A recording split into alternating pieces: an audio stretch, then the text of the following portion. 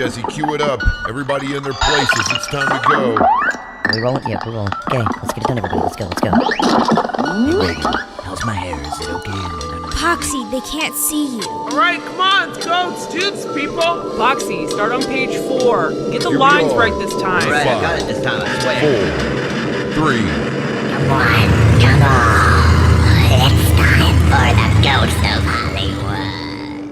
Well, hello, wall crawlers, and welcome to episode 16 of The Ghost of Hollywood. I'm Poxy Leonard here with Miss Ragan, and tonight, well, I can't lie. This is probably the most I've looked forward to working on this program to date. And that's because tonight, our friend Robin Vidgeon, well known for his work with Clive Barker on Hellraiser Parts 1 and 2, as well as Barker's 1989 film, Nightbreed, began his long-running career working with the prolific cinematographer Douglas Slocombe on several movies such as Indiana Jones, Rollerball, Close Encounters, Never Say Never Again, and The Lion of Winter, featuring a young Anthony Hopkins with Katharine Hepburn and Peter O'Toole. In a little bit, we'll talk with Robin about everything from his early days endeavoring into film, the 25-year run with Douglas Slocombe and Chick Watterson, as well as his transition to and career working as a director of photography. And I'll try to keep you on task. I'll try to stay on task.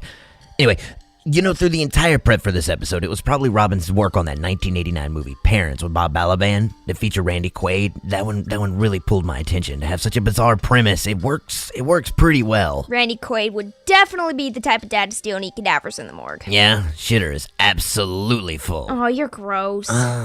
Speaking of gross, Hellraiser holds up pretty well in that category, wouldn't you say? Sure. We have to approach Hellraiser the right way here, though. There's a lot of information out there about it already, so I feel like we have some work cut out for us if we really want to expand on anything. It was the same thing when we covered Children of the Corn, but there is so much to go over here that anything we bring up concerning the more well-established films has to substantiate itself. I mean, I'll admit that as a fan of the classics, I'm probably more curious about some of his earlier work with Slocombe than anything else. I mean, Poxy, that part of this whole ordeal has actually left me a bit nervous. When I started digging around on everything that Robin did with Slocombe, I realized I need like 3 solid weeks in front of a screen to say that I've seen it all. I do know that watching Hellraiser for the first time was confusing and stressful. Yeah, I remember seeing Hellraiser around your age, and I didn't enjoy it very much then. Now that I understand it a little better, and with its content not being as uncomfortable to me... Well, how do you understand it better? Well, the sexual tension in the film kind of got in the way of all the gory stuff back when I was a kid, and now it processes, I guess. I mean... Processes? Yeah. I mean, Julia makes clear she'll do anything for Frank. Well, new title, Anything for Frank. A love story to hell and back. More like anything for Dick. Oh, Jesus wept. Nice. I'm Miss Ragan here with Poxy Leonard, and when we return, it'll be time to raise some hell with tonight's special guest, Robin Vidgeon. All right, wall crawlers, stay tuned because you are listening to The Ghost of Hollywood. We'll be back shortly. Can't get enough of The Ghost of Hollywood? Check out our entire first season, now streaming wherever you choose to listen to your podcast. And don't forget to like and subscribe. While you're at it, check out our website at theghostofhollywood.com so that we can keep you up to date on all the latest with The Ghost of Hollywood. Well, hello, wall crawlers. I'm Poxy Leonard, and you are listening to The Ghost of Hollywood. Tonight, I'd like to welcome our very special guest, and that is the legendary cinematographer, Robin Vidgeon. Robin made his start at Pinewood Studios in the late 1950s, before he would begin his long-lasting work with Douglas Slocombe, pulling focus and working in other roles behind the camera. In the 1980s, Robin would take the next step in his career when he began working primarily as a director of photography on movies such as The Penitent, Hellraiser, August, and Nightbreed, to name just a few. He was president of the British Society of Cinematographers between the years 1994 through 1995, is an honorary member of the Guild of British Camera Technicians, and since retirement has tutored cinematography to up-and-coming film students at London Film Academy, Met Film School, and the University of Greenwich. That said, thank you for joining us on the show, Robin. How are you this evening? I'm fine. Nice to talk to both of you at last. Well, thank you for coming on the show. We appreciate it. It's we've been diving into your movies all week, so it's been great. Reagan, which one was your favorite so far? I love them all, honestly. I can't choose just one. I don't really know. I liked Hellraiser a lot. I liked Parents. I love them all. I thought Parents was the most fun, but August was a beautiful film. It was a beautiful film. Awesome film. And Anthony Hopkins is just brilliant in it. Now, that said, go ahead, Reagan. All right, so let's go back to the beginning. In a previous interview, you mentioned that you had never thought of doing anything other than work on film, and you explained that your passion for cinematography began in your formative years when you first began using a 9.5mm projector. I've read you even had your own darkroom then. Tell me more about this. I think when I was about 15, I got interested in filming. I remember the first film my father took me to see was The Bells of St. Mary's with Bing Crosby on Talking Pictures.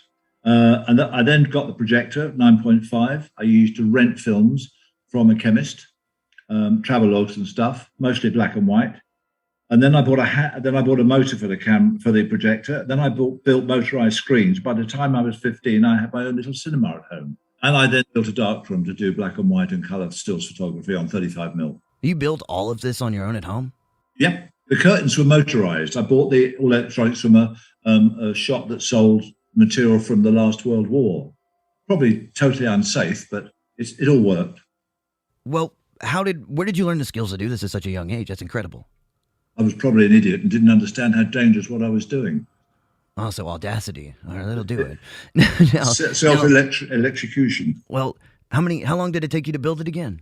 All of this stuff. I mean, from start to completion. About a month. I invited neighbors to come round and watch these films, and they used to sit and fall asleep. Well, they'd fall asleep. What movies were you filming? Bored. No. It was old Laurel and Hardy and old black and white movies from Hollywood, 9.5, French Pathé films as well, travelogues. It was I found it really interesting, but then I let it all go and went on to stills. How long did you work on stills before you ended up at Pinewood? No, stills was a hobby. I never went to film school. I left school when I was 17. And I did a few odd jobs until I was 21. And then I actually got a job in a cinema as an assistant projectionist where we lived with my parents. And that really inspired me to do even more. And then we had what we'd call National Service Call-Up here. Explain that to me. What is that? Well, you had to go in 2 years military training. Oh, okay, I understand now. I'm following you. But they had cancelled it before I was 21. And eventually I got called up for 2 days and let go because apparently I had a very large heart, which right. Always told me I have, and they didn't want to risk any problems and having to pension me off for life with a disability pension. So I had 2 days and I lost 2 pictures because I'd left Pinewood by then, and I was working with Dougie and Chick, and they got because they thought I was away for 2 years, they got someone else. But I was only away for 2 days, and I've still got the bath plug from my army bath. Well, what'd you do when you came back and they'd already gone on to something else? What'd you end up doing there? Well, when I was back, Dougie realised that he could get the team back together again, and I can't remember what the film was, the next one I did with them, but I was back again for the time. I was with them for 25 years. Yeah, that's what I was going to say. I mean, and this started, so at this point, I mean, we're in what? This is the early 60s at this point we're talking right now, yeah? Right after Pinewood, because you left Pinewood in 59. I went to Pinewood in 56, cleaning boxes and stuff.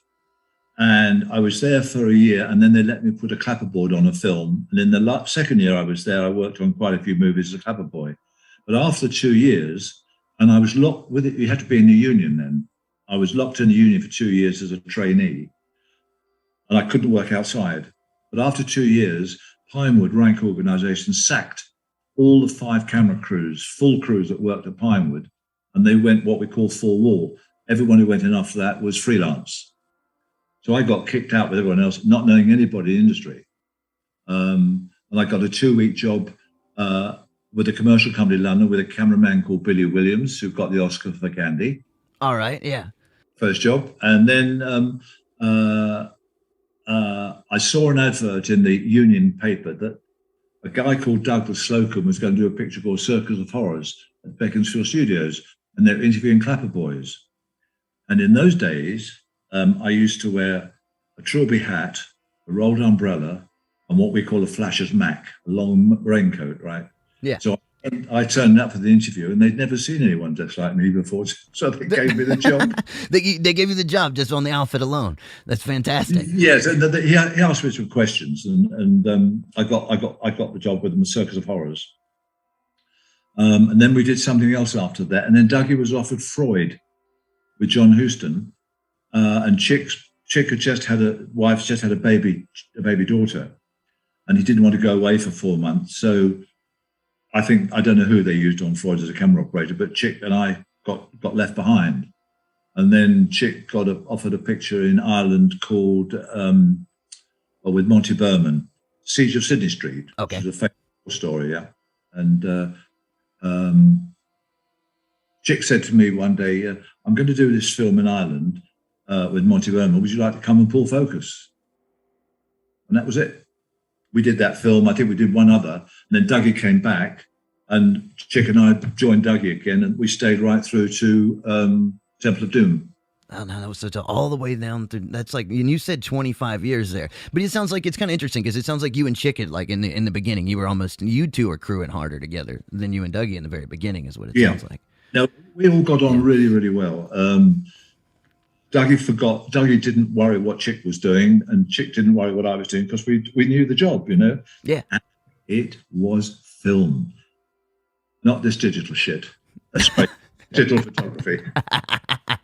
Now, in more than a few interviews, you've discussed the essentials of pulling focus, which has changed drastically throughout the years, particularly with the digital shit.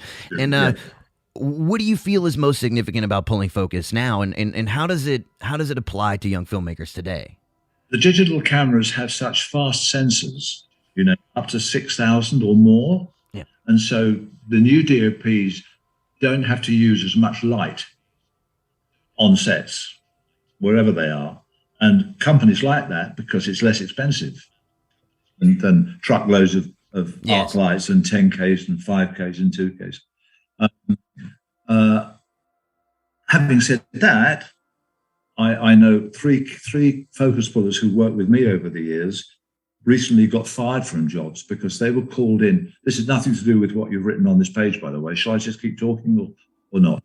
No, you go ahead. I mean, this is a conversation. Okay. The page is just there. It's like a script. Yeah, sure. You throw it out and do what you got to do. You pick what you want. But these three guys actually went in. One of them was on the Crown, the big TV series here. Okay. And they normally have 4 or 5 cameras going. And these two focus pullers were called in at different times, and they were given the 4th camera, which was on a 200mm lens, following someone around on the set without rehearsals. Oh, wow. So instead of shooting at 4 or 4.5, they're shooting at 1.4, 1.2, because the sensors work at that. Yeah. And for the focus puller, that was very hard because they didn't know where the actors were going to wander. And you're following close up like this with somebody. And they pick the bits out of the 4 cameras and make it work. And a lot of the work done now on film sets here is not rehearsed properly. It's not what we call blocking. And so half the crew don't know what's going on. Just shoot it and we'll pick the bits out. Not always like that, but I hear so many stories still of sets where that's happening. And it's very nerve-wracking for crews, you know, especially when you get sacked and told you don't know what you're doing, so we've got to let you go. Yeah, I mean, and it literally just sounds improv. I mean, everything is so rushed today is what it's sounding like with the production on thing, like incredible. Absolutely, yeah. It's and panic, with digital panic, cameras, is now my intelligence on this is novice, but it's the depth of field changes the game. It seems like the understanding of depth of field, and it seems to play a big thing here with the sensors. It depends how fast they rate the camera sensor at. I mean, the fastest film stock we had to use was 500 ASA or ISO, as they call it now. Okay, I'm understanding you. Okay, now you can shoot at 6,000, but they still don't let them shoot at f8. It shoots at 1.4, 1.2 because they don't have to use so much light on the set. They get the look of it, but there's no depth. That's why I'm glad I'm not a focus puller anymore. You see, they can't sack me.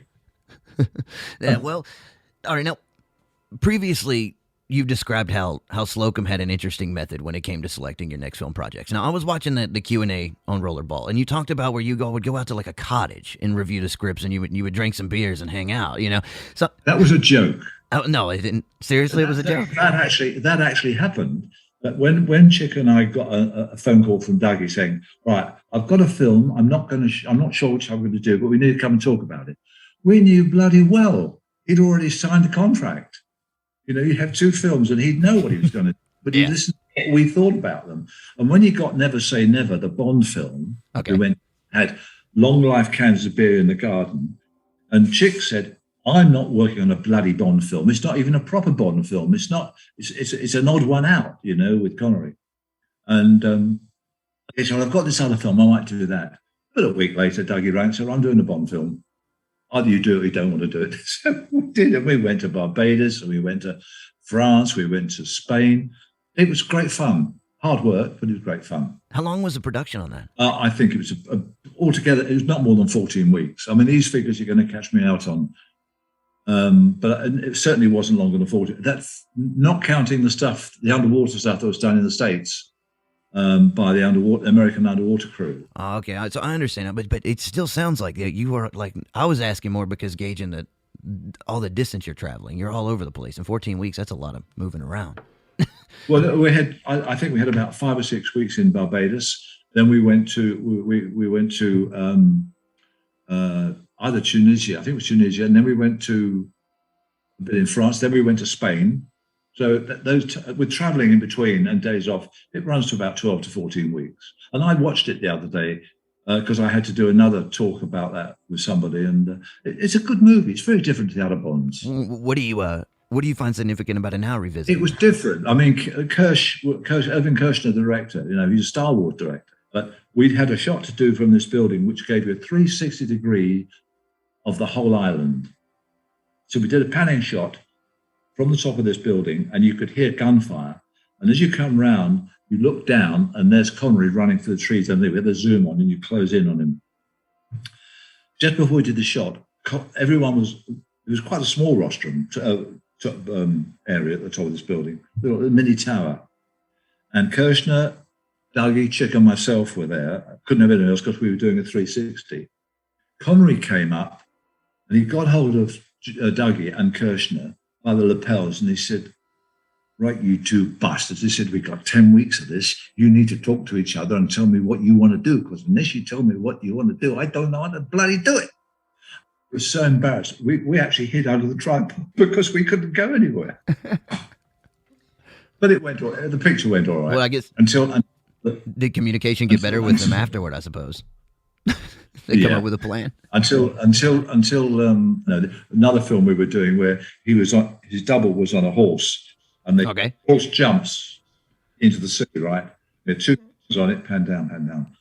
Second time, the second camera missed him. It was a close-up. He's supposed to come up, and he didn't come up, but his wig came up first. It was like a piece of hay floating on the sea.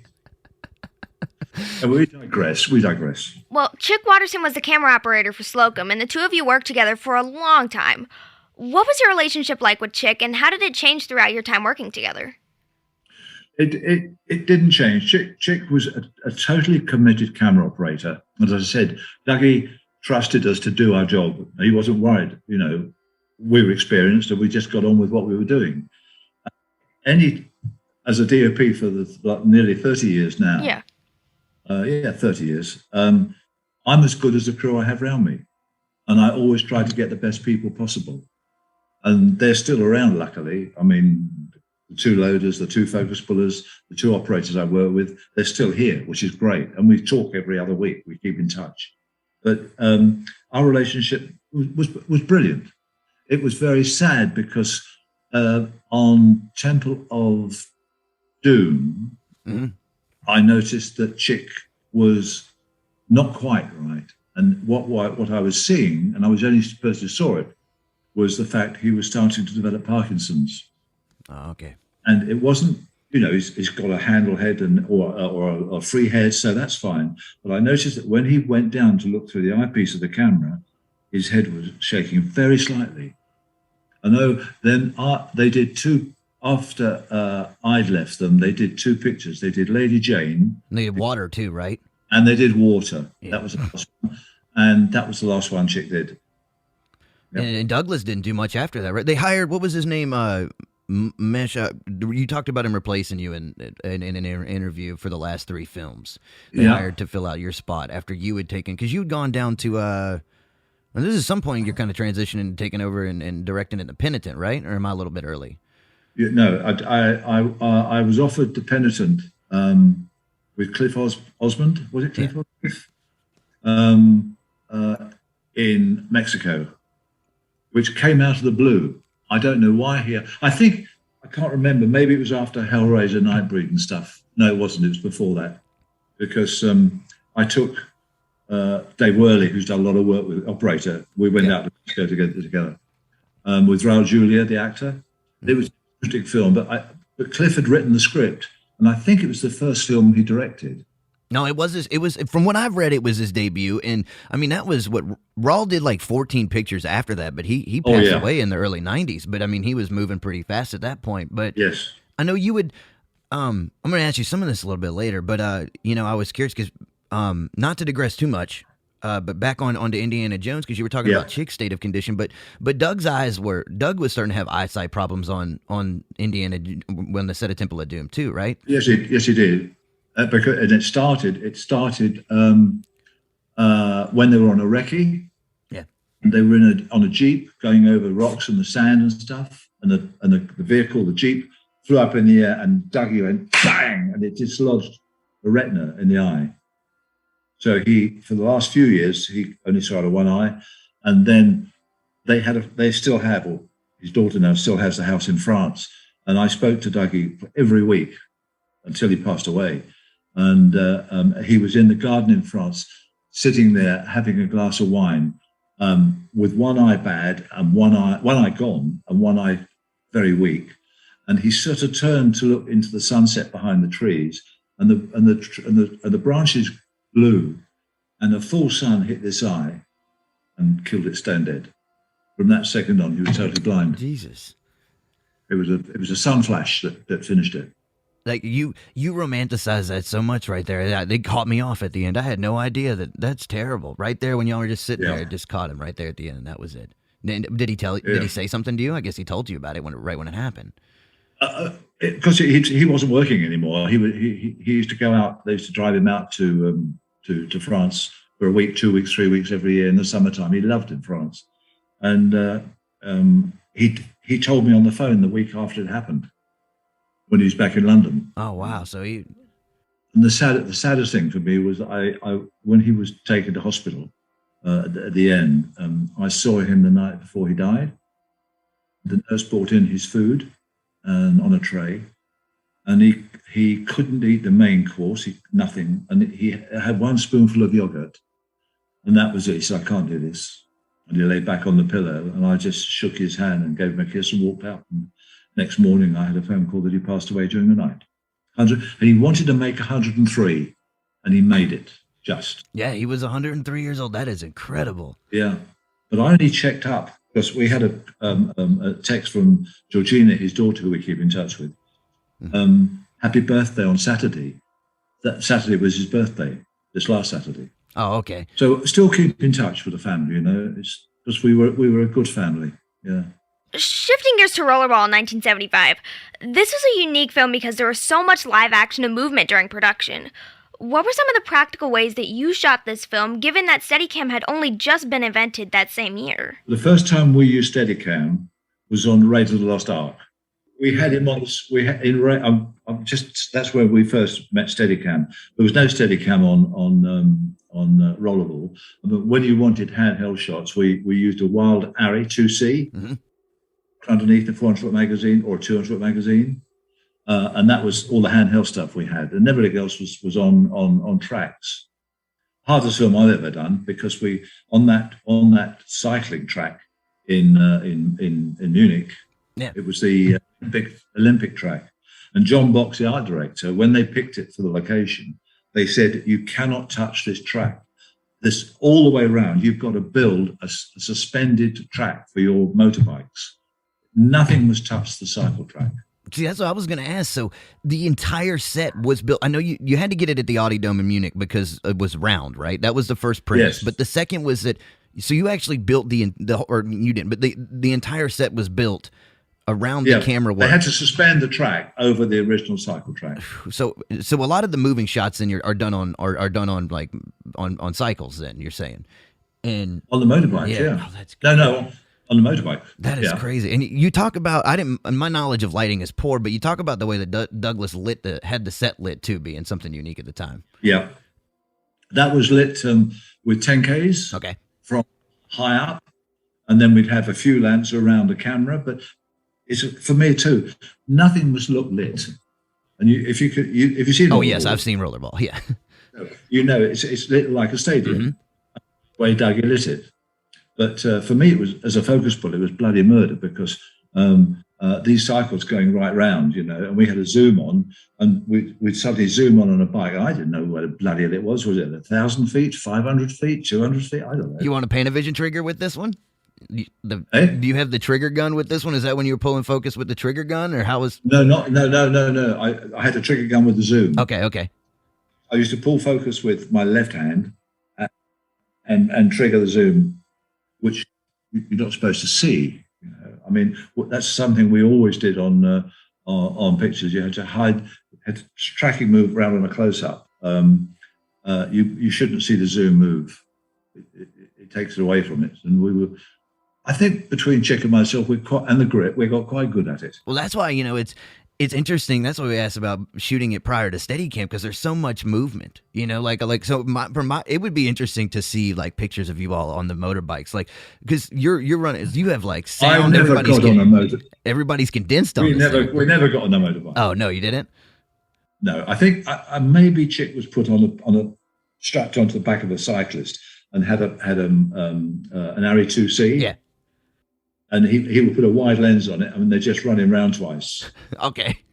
Very rare, very rare. How was James Caan on roller skates? Was he easy? Oh, he was good. He was bloody marvelous. That's great. Now, apart from being stoned half the time, he was in great form. That changes my perspective. You could cut that out. If I ever get to talk to James Caan, I'll be like, I've heard that you were a great stone rollerblader. But he was. No, he was. But all right, so trivia here, because you tell this story, and I feel like it kind of fell on deaf ears the last time. But I want to put emphasis on this one. You brought, Rollerball was like brought across borders here. The first can of it was brought under the pseudonym Deep Throat. What's the story behind this? Like when it was snuck across, you tell this story in the Q&A about they used the name they changed the name of the movie Deep Throat just to pass to the movie as kind of a joke. Yeah, I read that in here, and I don't remember anything about that. Oh man, I don't remember. Oh, sorry. Whoa, Deep Throat. No, I think that might have been. Yeah, that's what it was. Yeah, there was only one Deep Throat I know about, and it wasn't Rollerball. Well, I know, but that was what. But I had seen it just in the story you had told that somebody had they had sent the film. I guess I don't know where it had been sent to, but it had been sent in the can, and they sent it under the pseudonym Deep Throat instead of the actual title. Oh no! That's come back to me. The guy, the editor who was employed. Okay. The games, because although the script came out, nobody had worked out the rules of the game. So we shot so much stuff on the bikes and stuff. They brought this editor in, another one with Tony Gibbs, who was editing the film for Jurson. Okay. Just cut the games together to make some sense. And the story about that guy, and he did direct some stuff, he was in America, and he came back through Heathrow Customs, and he had a film can on 16mm of the American movie Deep Throat, the original porn film. And that was banned here. And as he came through customs, he had to line up and go through several. And the guy said, "Oh, you got a film can then, sir?" He said, "Yes." "What's that, sir?" And it was in the press about Deep Throat here. But I don't think anyone had seen it. And he went, "It's Deep Throat." "Oh, okay, sir, go through." That's how the first copy of Deep Throat got into the UK. Wonderful. Yeah, I had to hear that story again. I loved it when I heard it the first time, but I needed more. He lied. And he got away with it. Well, your work with Slocombe would come to an end on the second Indiana Jones film, Temple of Doom. At this point, your crew had worked with Spielberg multiple times, beginning with Close Encounters. That Close Encounters was only 3 days. Oh, you only worked on Close Encounters for 3 days? Yeah. No. Close Encounters had finished a long time, for 6 months or whatever. And Spielberg was back in LA editing, and the story I heard was, he said, "Right, let's have a look at scene 74." And they couldn't find it. And they realized they hadn't shot it. Wow. Where the Indians go, da. So Spielberg, rather than take all his American crew, who are in other films anyway by then they'd moved on, he got in touch with several London, or his production people got in touch with London agency who was free. And the minute Stephen heard that Dougie was free, he'd admired Dougie's work all his life, from film school to to now. And they were like father and son working together. It was brilliant. And so he said, "I'll have Slocombe." So I was working on commercials, and I normally go to when I was a focus puller, go and sort out the camera gear at Panavision or Arri. All right. Dougie said, I'll do that. I said, "Dougie, it's 3 days' work. We don't need very much. We still hold the record for 3 days' work at Panavision, 200 cases of equipment." They said, "Dougie, you need one of these. You need one of those. You have one of these. Two of those, or 3 of those. No, 20 cables, 20 batteries." And we got on the plane at Heathrow. There's a sound man, Chick, Dougie, myself. We got on the plane at Heathrow to fly to Mumbai for 3 days' work. And as we got on the plane, we looked to see where we were going to sit in economy. And the steward said, "No, through there, sir." I went, "Oh, we're going business class to Bombay. That's nice." So we walked through, and there were I could see no seats available. He said, "No, keep walking. You go up the staircase, sir, first class." What? They booked us first class to Bombay. And when we got up there, there was Julia Phillips, was it Julia Phillips, the producer, 2 actors, and Stephen, and the producer. And he talked to us, and we chatted all the way. We never slept. He just wanted to know about how people worked in England. And it was the first time he'd ever worked with English people. And that 3 days in Mumbai got him back. He said, "I'm going to make pictures of England." And then he comes back and does so much work. What else? So it was, what else is that all that you? What else did he and Slocombe, or did you all work with him on other than the Indiana Jones films and Encounters? Nothing. We did the 3 days on Close Encounters. Then we did Raiders. Then we did Indiana Temple of Doom, and I left them after that. And Dougie and Chick did the third one, right? I didn't do the third one, no. Well, no, they did after you'd left. Yes, yeah. And then Dougie did Lady Jane and Water, and that was his last one. Well, what was going on behind the scenes that would lead to Slocombe's support for your transition to working as a director of photography? What was going on behind the scenes for me? Well, yeah. When did Dougie give you the green light?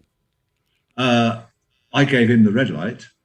Oh, all right, that's the way. No. Been corrected. I was, but after between Raiders and Indiana Jones, I was being asked to light commercials and music videos and stuff.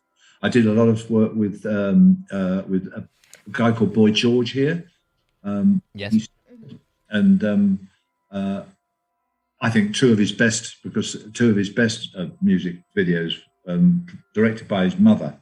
We had such fun doing it. And he was brilliant. His mother directed him? Yeah. That's wild. She was, not his mother. It wasn't his mother. It was a lady director anyway. Okay. But she was mature. She was mature.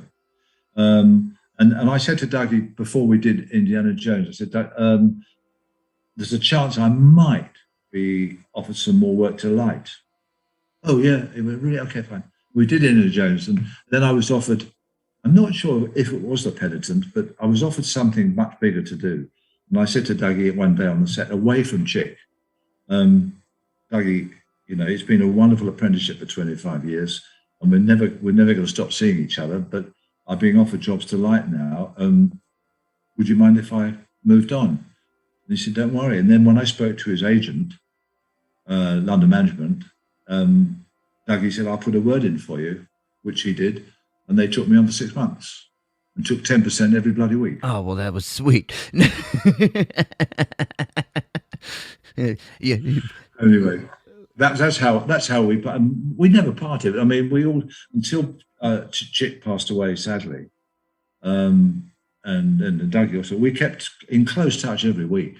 I mean, I used to see him all the time. Chick passed away in the 90s, if I'm correct, right? He was in his 70s. Yeah, he did. Yeah, okay.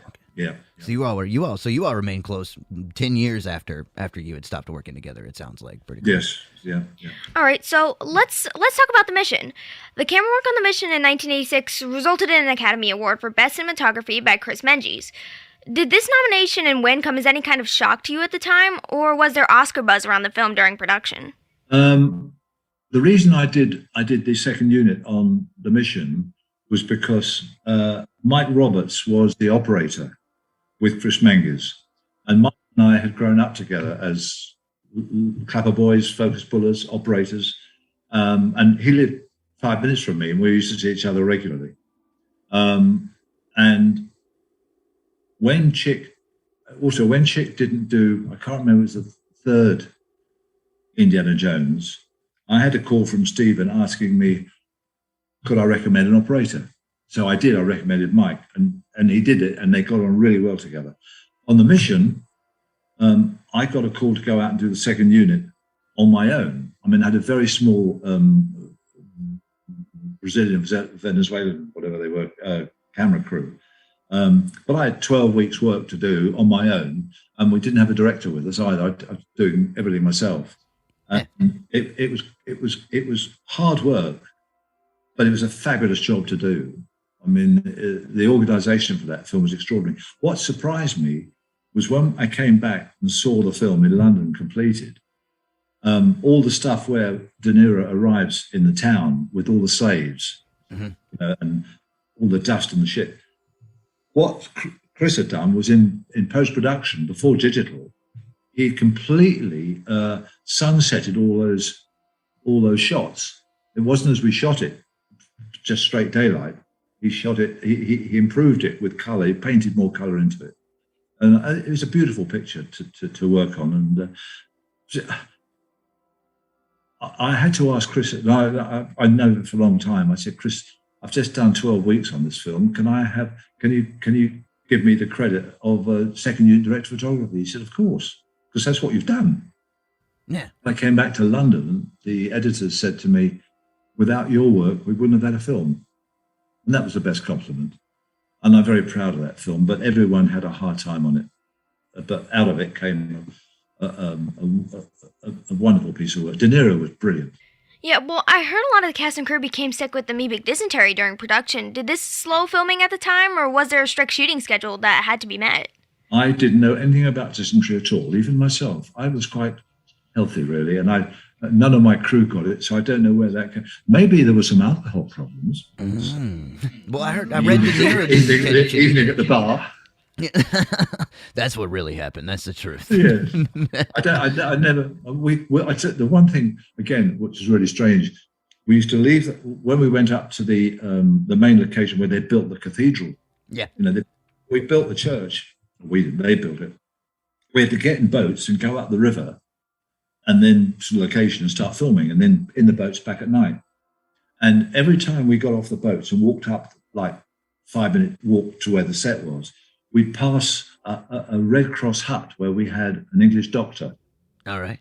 There was always a queue of the Indian crew members, not crew members, but the extras. Because they brought in, I think, 200 people from another part of the country, and they taught them how to sing Latin, how to act, and with the ran a school for them.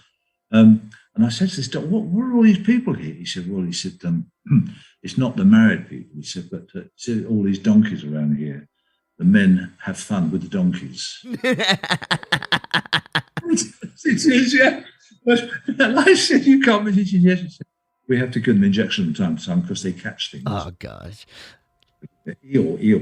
Look, I grew up in the Appalachian Mountains back in eastern United States, and they used to tell some stories about some good old boys and some cows. So I'm not. This isn't completely unfamiliar to me, ironically enough.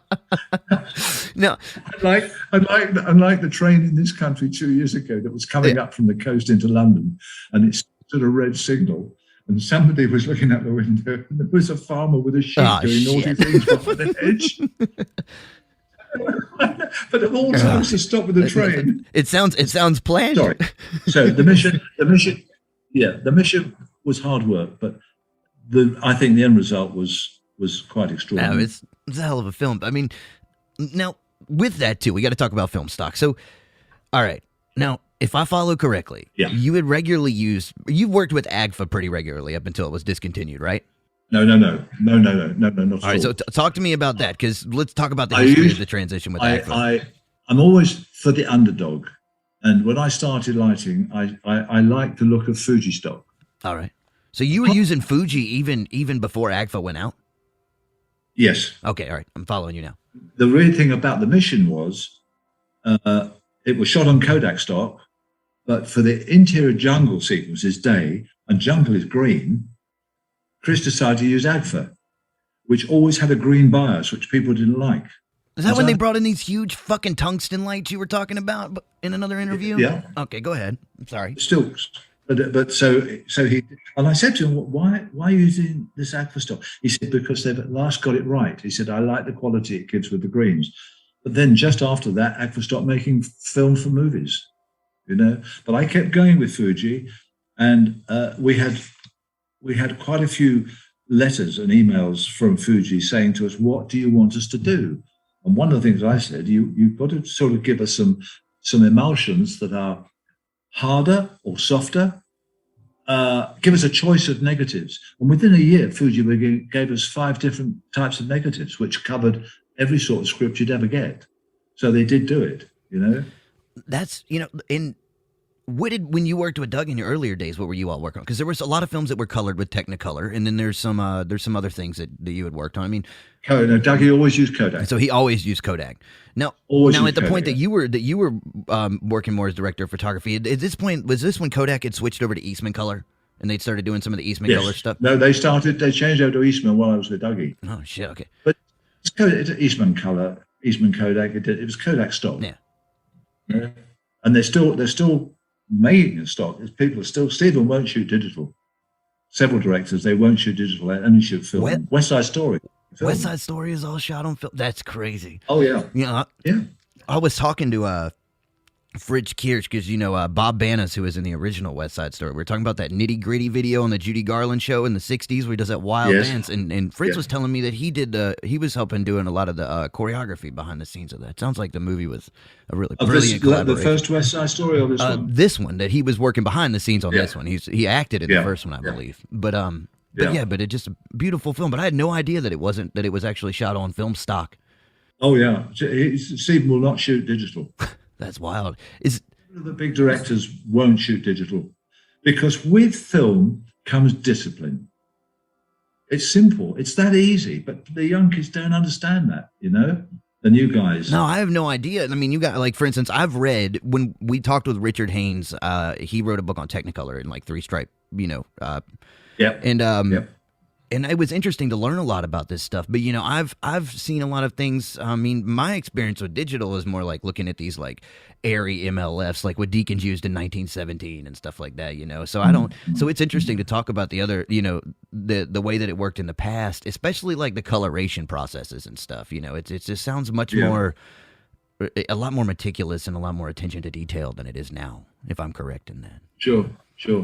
What I say to students, is I never want you here because it's all digital now with them. The schools can't afford film. I say, never tell me you'll fix it in post, because we had to get it right on the day. I mean, now a 1,000-foot roll of 35mm negative is over with customs tax is over $1,000, and you're going to shoot 250,000 feet on a film. That's a lot of money. Mm-hmm. But Spielberg can afford that. Yeah, that's true. That's crazy, though. Mm-hmm.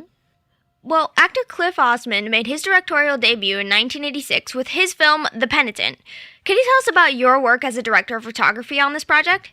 Yep. I read the script in London and went out to Mexico and met him. First-time film director, and that's something I've been lucky with. I've worked with a lot of first-time film directors. And they've all been successful. Is it you? They have. But they have. But you have to. It's like with Cliff. He had an idea of how he wanted the scene shot, and then you'd work together with him how to work it out with a camera. And after about 2 or 3 weeks, I had to back down because he got the idea, and then I would give him what he wanted with a few trimmings. But the most important thing for me is that whether it was Clive Barker on his first Hellraiser or whatever, in the end, you have to let them believe it's all their work. It's what they're doing. You're there to help them, you know, but not take over, not bully. You know, you've got to encourage, and they bear fruit. I mean, Clive did really, really well. And that's what I was. Go ahead. And Cliff did okay too, but he had a good cast, you know. And I don't think it was a very long schedule on that. It was a bloody hard I mean, job, that was I tell like you. an 8-week shoot or something, wasn't it? It was pretty short. What was Yeah. what were the unique challenges of shooting down there? With, I mean, was there any changes in technical stuff or anything, or? No, not at all. We always had two camera bodies in case one broke down. The gear came from LA, and it was a camera called a movie cam, 35mm sound camera. We had no trouble with it because it was looked after by a very, very good young mechanic who I worked with several times after that on jobs out of LA. What was his name? I'm just trying to think of it now. I did a show scan 65mm shoot around the world with him. That was in 3D, and he came out. I'll think of it in a minute. He came with us all the way around, and we made that up as we went along. It was to show how badly the Earth is going with refuse and rubbish and polluting the atmosphere and stuff. Let's digress real quick on that. Tell me a little bit about that, because I had read a little bit about the work that you had done on the 3D film, but I didn't divulge into it enough where I'm knowledgeable here. So explain. Yeah, it was something Earth. It was called. I've got a copy of it on VHS here, but not in 3D. It was a system designed by an American for the show fairs in the States, where you sit in a seat in the cinema with a massive screen in 3D, and the seats move with the soundtrack. You know, if you're going, you think it's not with the goggles. You sit there and you think you're really there, but the depth was extraordinary because it was 65mm negative, where we had two cameras. We had one looking through the mirror that way and one at the top looking down here, and that was expensive stock.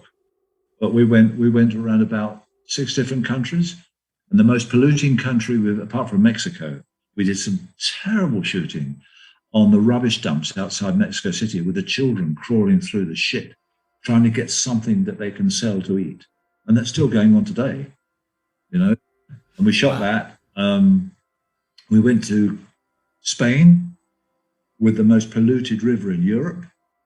And we had to go in the water because the river is totally radioactive. We put all the gear on, and I remember putting on a big pair of green Wellington boots. The director, the American, wouldn't come with us. He stayed in the hotel we did it on Sunday, the 2 shots. And he stayed in the hotel. I was in the water for 25 minutes getting the shot. When I came out, all the colour had gone out the boots, completely bleached. Holy shit. He was an idiot. Howard Hughes and the Conqueror be damned. You're right out in the cesspool with this. Yeah. That's right. But then there's a guy fishing for his lunch on the shore, on a jetty, pulling fish out of a radioactive river. God. Oh, that is awful. That was show scan. That was show scan. Wow. Well, okay. Now let's try and transition to Hellraiser after that. Now, back to Clive. How did you first meet Clive? When did you run across each other? The producer of that, young man, we worked together on a couple of shoots. And when Clive decided he was going to direct his first film, which was Hellraiser, he asked this guy Chris to recommend some DOPs. And I think that Clive interviewed 2 or 3 of us, and somehow I got the job. I mean, it was great fun. And again, in 2 weeks, he'd sort of grasped the procedure of a film set, and it just went smoothly for everybody. He was great fun to work with, and he's still with us, luckily. Still with us. He's been very ill, but he's okay. Hellraiser was a directorial debut for Clive, and what were your first impressions of working with him on Hellraiser, and what was it about his approach to directing that you found intriguing enough to work with him again on the sequel to Hellraiser and Nightbreed? Because he was fresh. He was honest, he was fun, he was punctual, and he would listen. You know, if you've got something to say to him, or he'd line a shot up, and I'd say to him, you know, we can go a bit further on this if you like. We can get the track down and we can come around. You can continue the scene. And that happened quite a lot. But it's helping him, not telling him what to do. It's helping him. And he loved that. And out of the sound guys and the camera crew and everything, he got a good film. Every student I've ever worked with in the last 5 years, the first day I meet them in the school university, they say, "You worked on Hellraiser." Christ, you know, I've done a bit more than that. But that's the one thing that sticks with young kids. Oh, they fanboy that one, that's for sure. I mean, Oh dear, oh dear. it had to have been. I mean, we could jump for a while, but I mean, there's been a lot of coverage on it. But I want to ask about lighting and shooting primarily. Yep. Now, you've talked about how challenging this was, mainly because the house was narrow. You didn't have breakaway walls. You did the blood scenes all coming out of the floor in a studio, but regardless, what did you have to do when you were, how were you able to combat all of the lighting issues and stuff to get the necessary shots that you wanted during filming? The best thing about that house in North London was, no, we couldn't move ceilings, we couldn't move walls. Clive never gave us a shot or talked about a shot in the script that we couldn't give him. And because it's a horror film, lighting is really important. There's certain things you don't want the audience to see. Not complete darkness like you get on some of the TV stuff now, where you've got to really struggle to see anything. Yeah. Everything is, all that stuff is lights pointing at people. Every scene in Hellraiser and the other two films, I'm pointing lights at people, but then I'm taking light off where I don't want it to go, with flags and sort of all gizmos, But it's not floodlit. There's got to be dark passages that she walks through. You've got to try and create mystery. And it worked for Clive. I mean, we used to see rushes I used to see rushes sometimes in the morning. I used to get up at 5 o'clock, go to the labs, see the rushes with the boys, and be on set at 8 o'clock. Then I think, what the hell are we? Oh yeah, we had a moviola. So in the house we had a room which was a viewing room. We never saw moviola, so you got to look. A moviola, yes. Yeah, I talked to people about that shows you how old I am. Well, I talked about more naively before, when I learned about the moviola with someone before. I forget, but it was I think it was on an Empire film or Charles Band movies, and they were talking about like having to cut on the moviola because it was pretty low budget. Oh yeah. But anyway, because you had the negative and you had the sound. Cut, stick, cut, stick, cut, stick. Easy. Now and it works. Yeah. Well, how pivotal was camera operator David Worley's role in the production? His job was to give, and as mine was, to give the lighting look that Clive wanted and the script wanted. And Dave's job was to give us the framing that Clive wanted as well. And you just do it. I mean, brilliant. Like a lot of operators, Dave is very good and still working, Yeah. So it's a collaboration thing. It's a jigsaw puzzle that fits. If there's a bad piece of the jigsaw puzzle, you don't get what you want. And also causes friction on the set. He's grinning. What are you grinning for? I'm curious, like, you all, I mean, there had to have been like a high level of communication on Hellraiser, just all the way across the board, because there's so much going on. And, you shot it in a pretty tight amount of time for all those special effects and things going on. But, yeah. I think the whole thing was about 8 weeks. And it's $2 million. I know. That's all. And it's all special effects. There's no computer. Like, for instance, when Frank's coming out of the ground in the attic, is this like reverse shot? How did you work that one out? I'm jumping here. I had to know that one. I can't remember how we shot that. I know that we built a floor in the tiny studios in Cricklewood for the blood to turn into a body, or whichever around it was. But there was no digital work then. He just came out the floor. Simple. I think he was. I know too. He was on a ramp. They pumped him up, covered in the slime. Well, all right. Why did? All right. So now you shot in with Panavision cameras, but you didn't use anamorphic. And I know this has kind of come up a bit, but elaborate on why you use standard lenses here. Because I mean, is it you didn't want to have to fill the space, or is it because the house was narrow? What's the reason? It's not that I didn't want it. I wanted to shoot a standard TV format, 16:9. Yeah, I'm following. Yeah. Also, in that house, anamorphic would not have worked, because every frame in that is slightly compressed. The house is claustrophobic. It's a claustrophobic film, and if we'd widened the screen out too wide, it would lose some of that. That's what I was thinking. Like, it would just have a lot of, you'd have to fill a lot in the background to make it work out that way. And also, it would keep my lights out as well. If we wanted a shot like that, where am I going to put the lamps? In that house, I'd always say to Clive, and he knew this from the first or second day, when you line the shot up with your actors, remember, I've got to have one corner which you don't see with a camera. Okay? for your master shot. Then later we can come around and see it and I can light it. But you've got to give me one space because I can't take the ceilings out. I can't move walls. I can't take the staircase out. You've got to give me one space to put some lights. And that was lit with all small lamps, 500-watt spots and flagged and goboed off. I didn't like to get. It's just crazy. It's painting horror. Was that where did going with because you'd worked on I did look where you had worked on Fearless Vampire Killers way back in the day, and I was that was like. But as far as horror, this was kind of your first stint with that, really, right? I mean, when you read the screenplay of this or the novella, what were you like? Were you like, "Well, this is gonna be wild"? Were there a lot of challenges you saw? I mean, no, because when I was offered the picture and I had read the script, I didn't know that we were they were finding a house to shoot in Cricklewood. Yeah. And that did bring up challenges, but it never beat us. The hardest shot on that was, do you remember when the front door opens and you've got that monster? Yes. Yeah. Yes. That was the most difficult thing. Well, are you talking, at what point? So I'm not talking like when he's attacking Kirsty at the end, like it's attacking Kirsty, like right there. Yes. Yeah. Because there's a lot of close-ups to that too, like in that scene, like with the monsters, I guess probably to kind of give that, intensity of the scene. But yeah, there's a lot of coverage on that. I can't remember whether you used 2 cameras or not, because we always had a second camera body.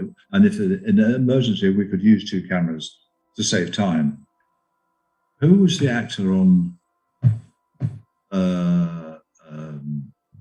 I'm mixing up. The films are all coming in my mind together now. The third one, the third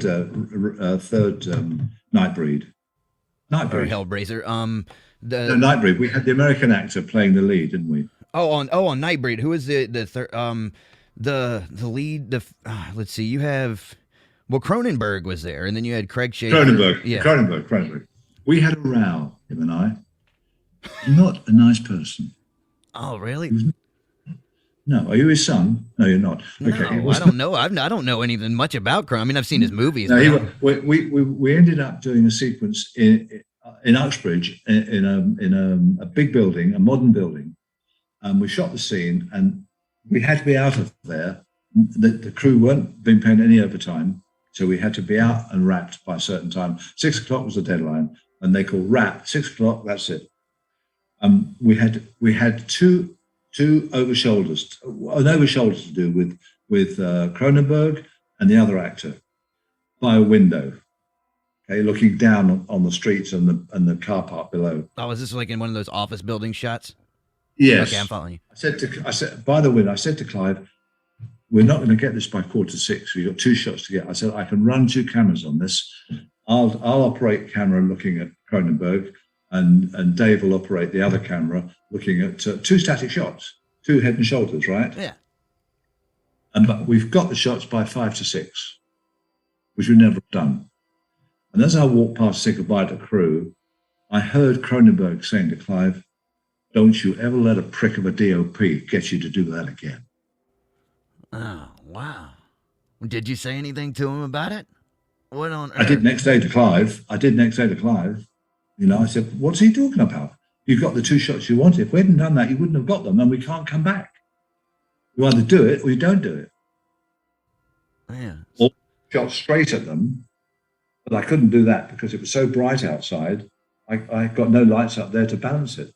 There'd have been 2 silhouettes, but we got 2 really good head and shoulders over shoulders.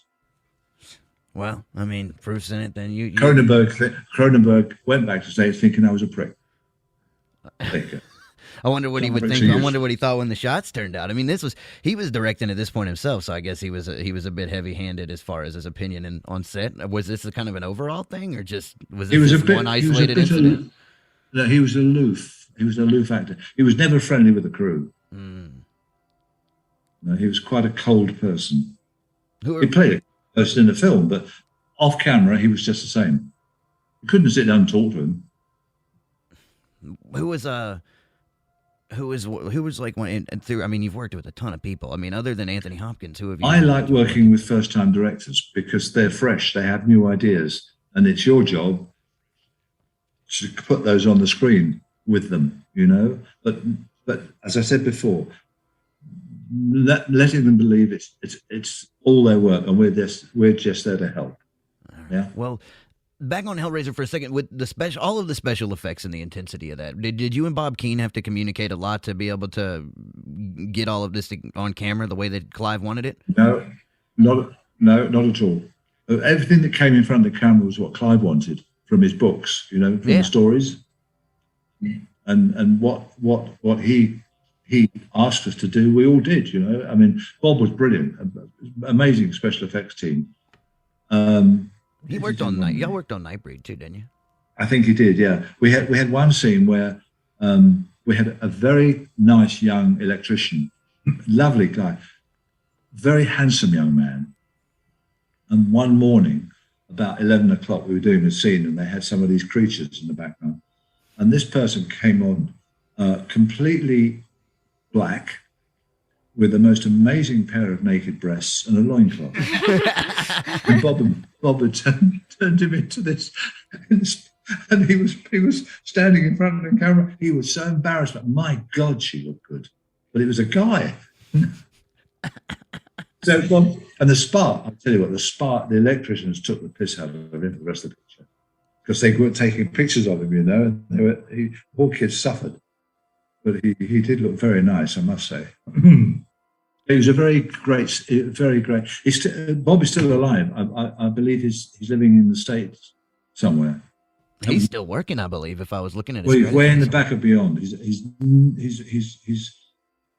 know if he's still married, but he's much older. But he's way out in the country somewhere, away from cities. Well, what was different about working on Hellraiser 2, and what was your experience like with Tony Randall, who worked on the first film, directing this time around? The first day on the set at Pinewood, we're all on there at 8 o'clock, and he's not turned up. And he's still 15:15. And I thought, I wonder if he's in his office. And I went round to his office. He was sitting there absolutely terrified of walking on the set. And I said, come on, you've got to do this. Get up. We're all here together. We'll work together. Just do it. Let's get the first setup. And we went on set. And the second day, he was back to normal again. Very, very quiet man. It was quite difficult to get things out of him. But obviously, he was a very good editor, because he was getting very highly paid to do still all the trailers for New World. But no, he was a nice man to work with, but terrified to start with. Absolutely petrified. So you worked with David and Clive again on Nightbreed, which was another adaptation of one of Clive's books, Cabal. In shooting this film, you made use of 3 different sound stages, one of which was Pinewood Studios, where you started your career in film. Was this your first time filming at Pinewood since '59? Did we shoot some stuff? Yeah, we did shoot at Pinewood for Nightbreed, but I hadn't been back as a DOP to Pinewood, but I had been back several times on other pictures. Like I was just saying, we did the English bits of Gatsby there. We shot Gatsby in the States, but then we came back to Pinewood for quite a bit, and also we did some of the Mission at Pinewood too. So, like, I'm trying to get this. Like, I mean, in England, is Pinewood's kind of like is this like Ealing? Is this kind of like a regular go-to spot? Like, pretty significant studio? Pinewood is the mother of film studios. It's been the longest, apart from a couple in Elstree, where Elstree Studios are. There was a studio there in the 20s. But Pinewood is the top studio here. But I think Amazon are just tripling the size of Shepperton Studios. They've taken Shepperton over. So that's going to be a massive studio. We've got studios being built all over the place. It's crazy. Now, all this new streaming stuff, I guess there's just money to put down on it. The Americans are putting a lot of money into film production here, and in Northern Ireland as well. That's been just announced this week. There's new studios going into Northern Ireland. And we've got studios in Wales, But they've got to start making entertaining product, not death, rape, and violence, which is what's coming out all the time at the moment. Yes, a lot of exploit again. Terrible. Horror's all right, but not the sort of stuff that's happening on our streets every day. Shootings and stabbings, Every day last week, a child was stabbed in London. Oh, wow. To death. I'd been into, not to digress too hard, but I was in England I mean, we traveled quite a bit of the country. I mean, everywhere from like Blackpool all the way to we were in Leeds at one point. But at the time, there was a lot of stab-ins were going on with a lot of the youth gangs and stuff that were going on. You know, I was traveling in a punk band at the time, and that was a pretty significant thing. But it was different here because there's so much gun violence here. Like where we're at in Portland right now, gun violence is. Yeah, I know. Back to this real quick with Nightbreed. So there's 4 different cuts of the film. Why are there 4? I don't know. I didn't know that. All I do know is that last year I was sent some DVDs of the 3 films for a regrade. The editors somewhere had regraded the films, and they had to send the DVDs for them to say, yeah, this is fine, I'm happy with this. There were some scenes they'd made too light. You know, they boosted them up a lot, which was not what was the first film. I don't know what other cuts they'd done for those films. What was it like? Was working on now? Like, this is kind of a reaching question, maybe, but when I'd seen Indiana Jones as a kid, but watching Nightbreed again and looking at some of the sets, like in Midian, was it similar to having to film like in a lot of these cavernous things in Indiana Jones as it was in Nightbreed? Because it's just kind of that elaborate big set, you know. A little bit. So there was one bit in the script which I queried Clive about, the dark hole, the black hole. Yeah. I said, how do we photograph a black hole? No lights, just dialogue, blank screen. But we had to change that because photographically it wasn't possible. The way it was written on the page, couldn't do it. You know, so I can't remember what we did, but we introduced some light into it, but to keep the mystery and the horror of it. Yeah. How did again? What about the televisions in Hellraiser? Because back then you're shooting on film in the roll bar. Did you have to shoot it at higher rates of frame rates when you shot the television for the flower? We had a really crappy little box where you could actually adjust and get the bar out. Shutter of the Panavision camera, and you just could dial it and say, right, bar. The operator would look through it and say, right, bar's gone, action, and you keep on it, and it always worked, but it was a very basic piece of kit with a bit of cable out of it, but you could keep the bar out. That's cool. We had a big shot to do in a corridor in a building on Fly 2. It was all strip lights. It was a big office building, about 3 floors up. And the colours of these strip lights were all right. We can't shoot this, it's a mess. Yeah. They changed them all for daylight tubes. Took the Sparks 2 days. And we photographed them. And you can see it in the master shot. Mm-hmm. There's a very slight pulse. We weren't locked into the electronic system. You see it for about 2 seconds to establishing shot, and everything else in the corridor, you can't see it. But you can see these bloody things, boom, boom, boom. So we mistakes. What about, so let's talk Parents. Parents I think Parents is a pretty wild film, but it's got the most unique storyline in the world, especially for a period piece. Now, but it's also like a lot of the way the film's delivered is through a great deal of visual implication, you know, and foreshadowing. There's a lot of like close-ups of like the kidneys in the pan and the cooking stuff, and you're trying to kind of put people in a time and place while, you know, putting this aesthetic on. What did you do, or how did you work with Bob Balaban on this project to put all this together? Well, again, I think it was his first film as a director. But I the film. I had just finished Mr. Northbound in Long Island, and the night before, I had my wife and daughter with me. We were coming back to London, and I got a call from my agent that Ernie Day, who was the cameraman on that film, he'd been on it for 3 or 4 weeks. They'd done the exteriors, and his wife had been taken very seriously ill, and he had to get on a plane and come home. So my wife and daughter came home, and I went from Rhode Island up to Toronto, I think it was, and took over. But Ernie had done all the exteriors, or most of them, and I did all the stuff in the studio. Yeah, I was wondering, because that was, other than Event Horizon, that's like the only film that you'd kind of had to jump in mid-production. Yeah. Right? And the only reason I did on Event Horizon, and it wasn't their mistake, well, it was the production mistake. They had a crew on set, second unit, sitting waiting for the main unit to finish. And sometimes they never shot, the second unit never shot in a day because the actors couldn't leave the set. And somebody decided, right, this crew is useless, get rid of them, get someone else in. And Adrian Biddle, who was photographing it, who lived with great mates, lived up the road, he said, well, get Robin in, he'll do it. And I was also told I could change the crew. I could take my own crew in, which I did, which was very unfair because I then faced the same sort of thing. We were waiting half a day for an actor to do a couple of close-ups or some inserts with his hands or whatever. But it was not very well organised. And then there was a third unit that came in. Wow. Spaceship to do the pornography stuff. God, blimey, right. Wow. That was all going.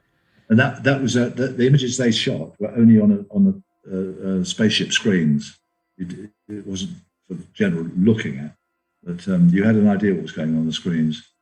The DOP who lit that never showed up because he ran out of petrol coming to work the first morning, and the director overslept the second day. That's film production in the UK for you, see. Punctuality is all. There we go. Next. All right, so let's switch gears for a second. Now, Highway to Hell hits theaters in 1991, and right away you can see the vastness of Arizona reflected in the cinematography. I read that dust storms actually destroyed the diner set twice, so I can only imagine what that could do to the cameras and lenses. What precautions did you have to take when filming in the elements to protect the camera and equipment, and was this a hindrance to filming? We didn't have any problem with the gear. I mean, the crew, you have to be ready for anything. I mean, the day they lost that diner, and they had to rebuild it quickly, we did something else. But the gear was never in trouble at all. It was kept out of sight. Yeah. The only thing I remember about that film particularly was, have you seen the movie? Reagan has. I have not. I have. Yeah, there's the policeman in his car, police car, right? Mm-hmm.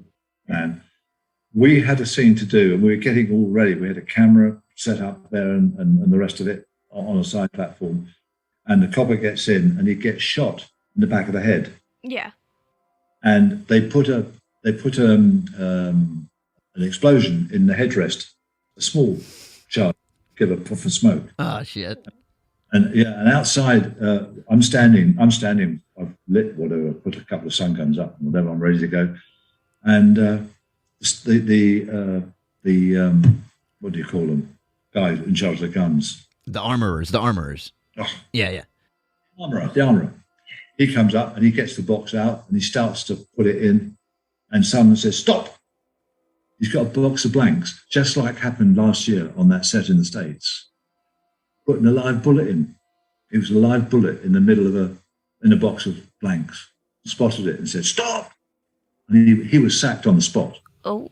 The armorer was gone. Never came back. Oh yeah, I imagine. But how the hell was a live bullet even in there? I've no idea. How was a bullet last year on that other set? But when we shot, fighting along with this thing, and the bullet, the thing went off from the back. He knocked the copper out. It was so strong, it bashed his head forward, and he became unconscious. Jeez. Nothing. Didn't go in, but it was such a blast. That's the only thing. And the other thing, I went out for an interview with Atta de Jong to do the picture, and I flew out to LA or Phoenix, LA, and I went to this meeting all around a board table, and we talked about the film, and all these people asked me questions. I said, "Well, is that it?" He said, "Yes, thanks." I said, "Well, when will I know if I'm doing the film? Because it hasn't been offered." And well, you are doing the film. Nobody had told me. And as I walked out of the office, there was a man standing there, and I said, "Hello, are you on the film?" He said, "Yeah." I said, well, "What are you?" "I'm the first AD." Never. And I said, "Fine." He never said a word, never spoke to me again. But then when we got sets, he was very keen on getting on fast. And we had a permanent stills person with us taking pictures all the time. Yeah. When we'd done a shot, he'd move in front and take stills of the actors, the actress, and everything. Lit the girl right, And as they said, cut, print, right, kill the lights, and all the lights had started to go off. And I said, "No, you can't do that. The stills man's here. You can't photograph her with half lights on. You've got to do the stills properly. We have a time schedule." "Well, I'm sorry." And I got the producer. I said, "Can you tell him either we get rid of the stills man or we do the stills properly?" And I found out afterwards, poor man, he had been a TV AD in New York and had come through the worst drugs problem he'd ever had, anyone had seen. And his life was saved. You know, his wife saved him. But he was quite strange. Yeah, so Quite strange. I mean, you know, from what I'd read, Ate de Jong talked about it being like a difficult film to work on. It doesn't sound that difficult from what you're explaining. It was quite hectic, and also for me, I'm now working with all Americans. It was a very nice crew, Yeah. but the person who runs it is the first AD, and that's the one thing that in the background was not good. Yeah. Oh, no, the other thing I remember, I'll just say the end of that story very quickly. At the end of that, we had the last day was shot from 9 o'clock in the evening in the studio until 2 o'clock in the morning, and that was the wrap. He treated, because there was a lot of special effects in that, like Bob Keene's crew. He treated them really, really badly, and he was their worst enemy.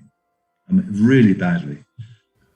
As we were wrapping up, I heard a shout, and the special effects boys had run at him, got him against a rostrum and roped him up, and got on top of the rostrum with a huge canister of yellow slime and poured it all over him. And then they threw buckets of water in his face. And the leading lady had a custard pie, and she ran up to throw it in his face, and she slipped on the slime, and pie went up there somewhere. Anyway, one shot to do the next morning at 11 o'clock. It was a street shot, one shot. And we turned up for work, and he turned up, and he had a man in a suit. And he went up to the special effects guy. He said, either you guys apologize to me in front of my lawyer, or I'll see you in court. And they apologized. So that's the sort of bit. So that's one of the reasons it wasn't that. With my crew, I was very happy. But this going on in the background all the time, everyone knew that was going on. And the way he treated special effects was appalling. And they were a great bunch.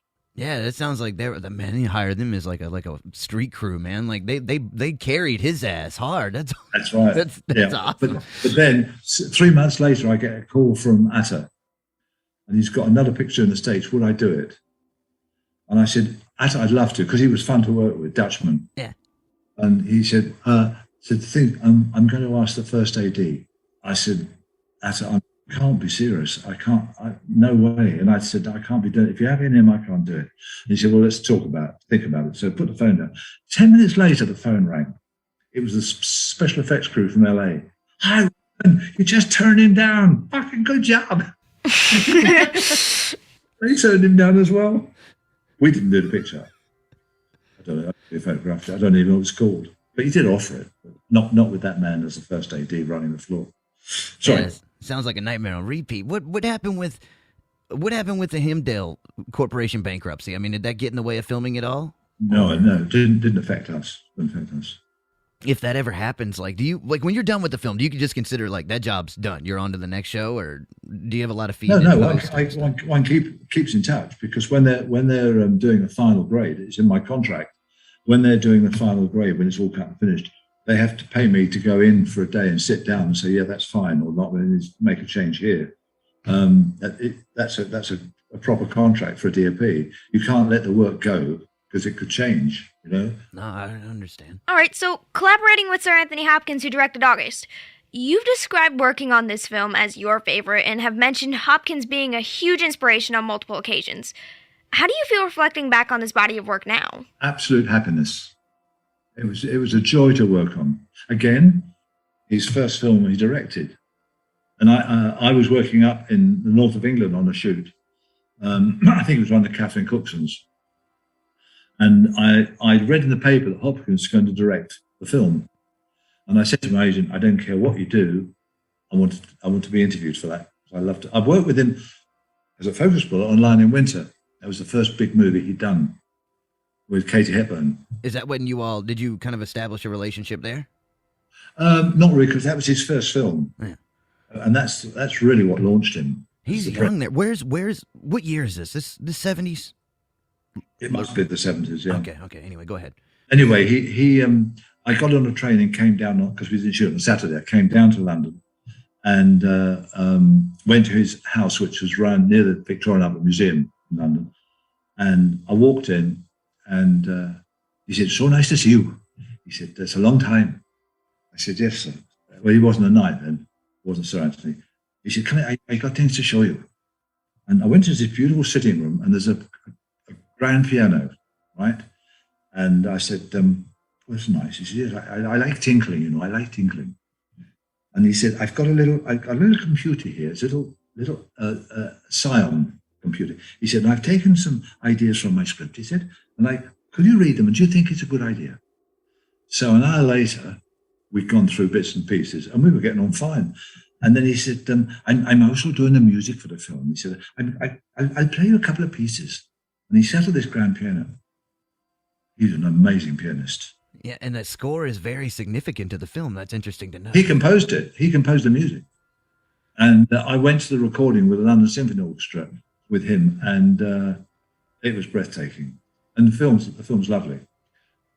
There was Freddie Young, who photographed Vargo, got 3 Oscars, right?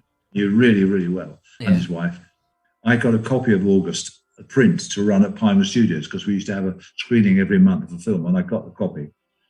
And Freddie's sitting next to me, and I've never told anybody this, so forget what I'm saying.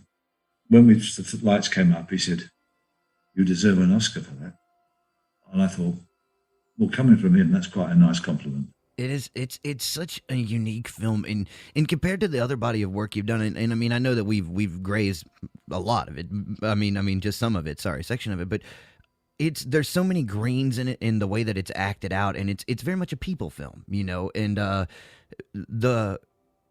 what was it like being on set working that whole thing out? I mean, it just had to have been a very unique experience in totality.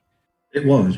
Because you'd sit back and watch him rehearse with the directors. I mean, that was a performance in itself. Then he plays the part, and again, it's a strange thing. First time director, he trusted me to say, yeah, we've got that. That's fine. What he didn't like was close-ups, and the last speech in that film, where we start back, and then the woman is at the window. And he's at the desk, and he does this long speech, and we slowly move in. And we got it in 2 takes perfectly.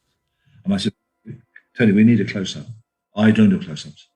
I said, you've got to have a close-up to intercut with this, you know, because you've got a close-up of her listening to you. We've done that to cut into the tracking shot, but you do need we'll do it as a moving shot as well, but we made him do it. Of course, they use it in the film. You have to have that. Yeah, and there's the doctor, too. There's another scene with the doctor, and it's earlier in the film with some really good close-ups there. There's the one right in the beginning of the film where he's, like, sitting there looking at the camera. I mean, that's not isn't on him, but it's still pretty close there to him, you know? It's shot. Yeah.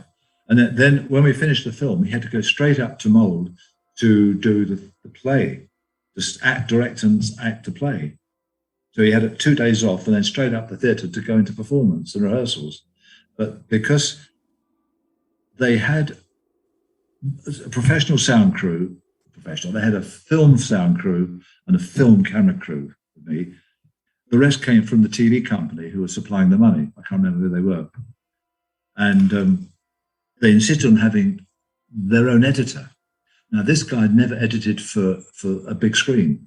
He was a top TV series editor. And so the caravan went up and parked in the car park at the theatre. So now during the day, he's editing with the editor, then he's rehearsing with the cast for the play, and then he's in the play at night. He was absolutely knackered. But when we saw the first cut in London, it was appalling. It was, and that first viewing of his edit completely put him off ever directing any film again. Why? That's not what we've shot. You know, the stuff that should be here is not here. It's, every time the camera starts the movie, cut a close-up. No, let it build up with a dialogue, you know, then drift to her, then drift back to him. But it was cut, just like a TV drama. And it wasn't that at all. Oh, so they just trimmed it to pieces. Huh? And so it just got trimmed up a lot. I mean, it just sounds too like much. Choppy. Much. But it was put back. They got another editor in to put it back to normal. And I like it. It was good in the end. But it was such fun to work with. Yeah, I mean, that's what I was wondering, like, as a director, he's really unique. And, you know, like, for instance, I was telling Reagan, too, that for instance, most of us get our cut in with Anthony Hopkins. At least the time frame I was born with Silence of the Lambs, so you're like traumatized by him immediately. Now she didn't have that. August was like one of the first things she's seen him do, so that was a pretty unique experience. We used to have lunch in a tent on location up in Wales, North Wales, and he'd done Kellogg's. The man who invented the breakfast cereal, Kellogg's. Yeah, he played that in the States. And I can't remember what the film was called now. It didn't do really well. But, he had these funny teeth. We talk like that. And they were a big one for you. And I'm having lunch one day, and he comes up behind me, taps me on the shoulder. I look around, he's got the bloody teeth in. They've just flown the teeth in from America as a thank you present for him. And he wore them all down the set. No one could take him seriously. He had to take him out for the shot, but he had a great singing voice. He played the piano beautifully. Yeah, he was wonderful. He's still with us. That's the main thing. Now, you brought up television too, and that you've done a ton of work in television, but you've also talked about the differences in the production behind the scenes of television. So timing seeming like it's the biggest consensus from at least a naive person's standpoint. What's the difference in the game really as far as production goes? Shooting a film for the cinema or shooting a film for television is no different. My job is exactly the same. The focus puller's job is the same. The operator's the same. The sound people are the same. The only difference is probably the budget and the schedule. That's the only difference. My job doesn't change, lighting-wise. If we were shooting digital now, my job would be changed. How? I would not want to be loaded with all the digital stuff that's going on at the moment. I mean, you've got an extra member of the camera crew now, who is the not the colorist, he's the digital whatever his title is, and he's sitting in the back of a set with controls, and he's making a copy of what we're shooting for the editors. He's making a copy as a backup. Star Wars do 5 copies of everything every time a camera turns on it for security, or more, And an example is the gaffer who died, I used for years, died 2 years ago. He was on a TV series up in London. And he came out of the house because they were going to shoot to get some fresh air. And the van was parked outside. And the video engineer was sitting with the screen and the controls. And she said, that's better. And Steve said, what do you mean it's better like that? She said, well, it's too light. I'm making it dark. He said, the cameraman's just lit that. Don't change it. And he went back and told the cameraman, and she got sacked that day. You don't interfere with the work. She was twiddling knobs and making it redder, bluer, darker, lighter, and they can do that now. And lots of them do it. If I shot a digital film now and walked away from it, I don't know what they'd be doing with it up in the edit suite. Yeah, that's true, because there's so much, as far as like the color grading processes and corrections. They can do anything they want with it now. Yeah, that's what I know. Like even Bob Keane does a lot. I guess from what I'd read, he does a lot of the video effects now. He's kind of transitioning and doing some of that. But I don't know a lot about that personally to speak for it. Like with with the technological developments, even in TV, because you've shot television. When did you start shooting television? I think the first job I did, somebody got sick up north, and I got a call to go up and fill in for 3 or 4 days.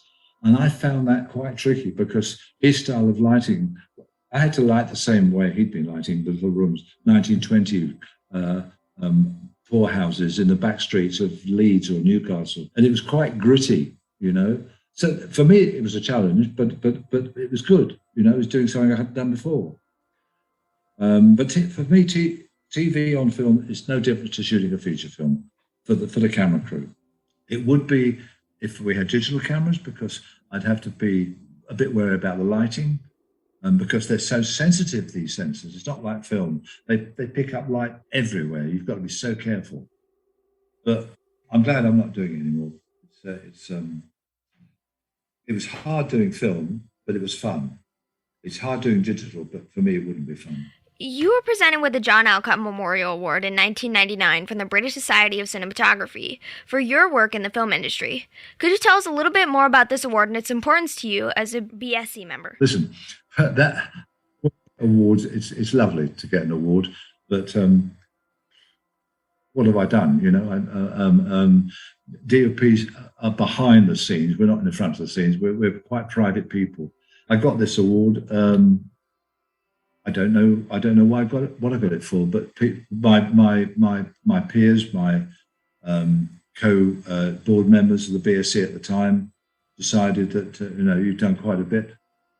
I mean, one of the few things that we do, Dougie, Chick and I did claim to, that no crew ever stayed together as long as we did.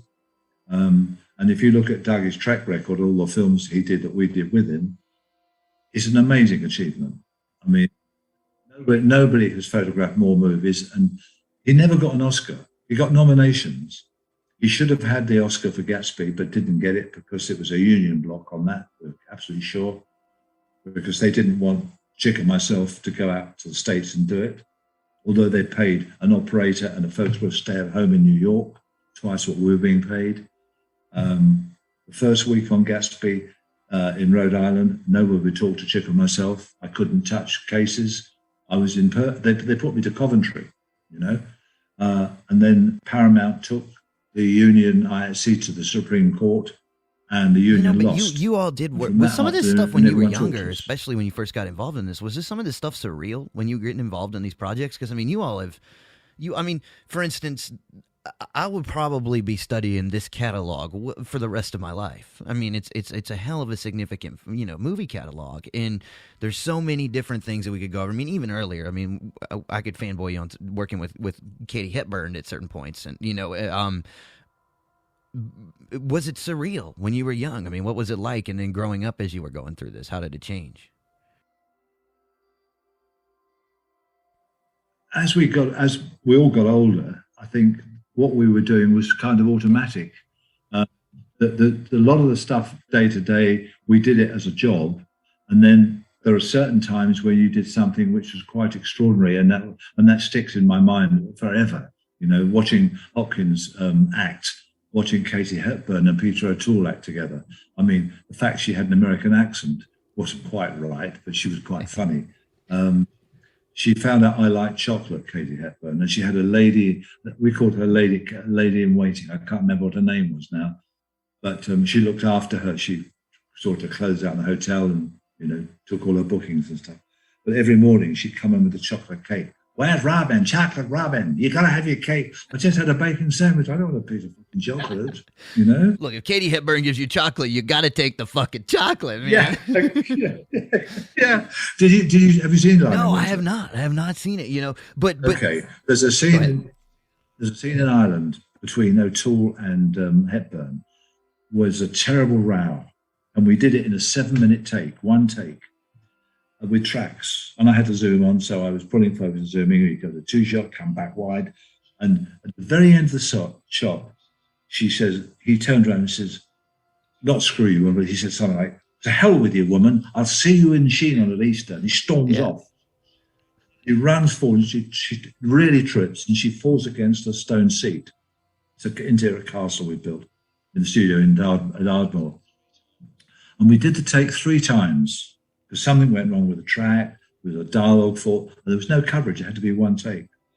And so the last take, it was perfect. And she falls across and hits that. And then as she hit the floor, she farted. And the only people that heard it was me, because I'm so close to her, and the sound man, because the microphone was over the top of her.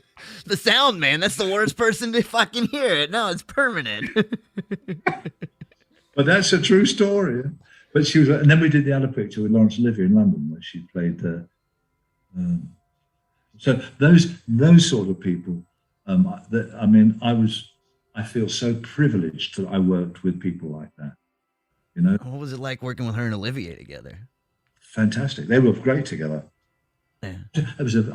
It was such a short shoot. It was a very, very short shoot. 5 weeks, maybe less.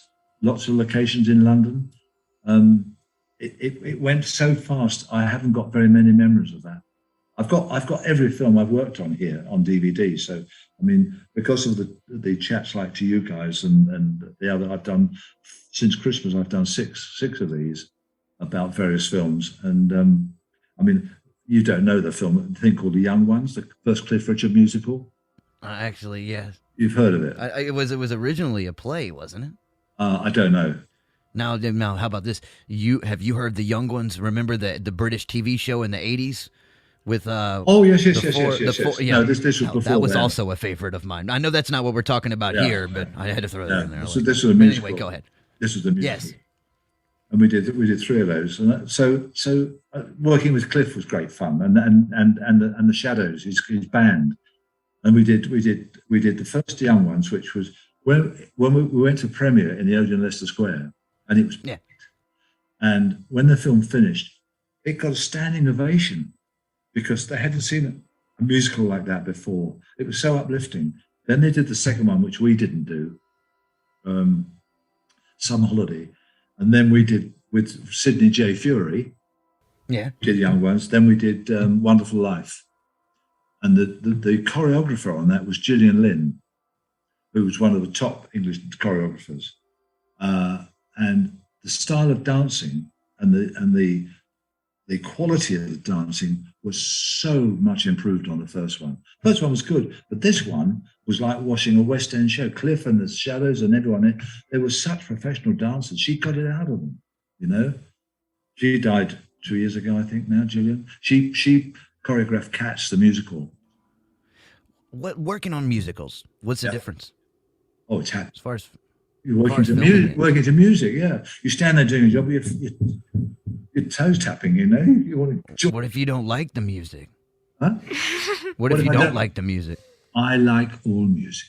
All right. Well, I couldn't get the devil out of you there, but no. So, but working on a musical, I mean, it just seems like there might be like more component or like a lot like I don't know, it's just bigger stuff. You know, like when I look at the old Hollywood films with like a Astaire or Cagney and them dancing and stuff, they're big. You know, and even Hey Dolly, you know, or Hello Dolly. Like how do you shoot that when you're shooting so much? We sometimes we have 2 cameras, but sometimes we do a master, and then we do mid shots and close ups. All right, that was it. Sounds forward. Like all movie, it cuts the music. You know, the cutting enhanced the music as well. What about Larry? Let's talk about the archivist work, the stuff with Alex Thompson. You know, because I'd read a little bit about this. I wasn't able to find as much. The book, I wasn't able to find as much information as I wanted to on that, though. So tell me more about this project. It's about the book or Alex? Both. Let's talk about Alex and then the work on the book. Well, Alec had an idea to do the book for about 6 months, and we live 5 minutes away from each other. So he said, if we put together a photographic archive of all the cameramen. Have you not seen the book? No, that's what I seen. Yeah, no, I haven't. Okay. Can you do the photographic side of it? It's all British cameramen from the start to finish, right, to present day.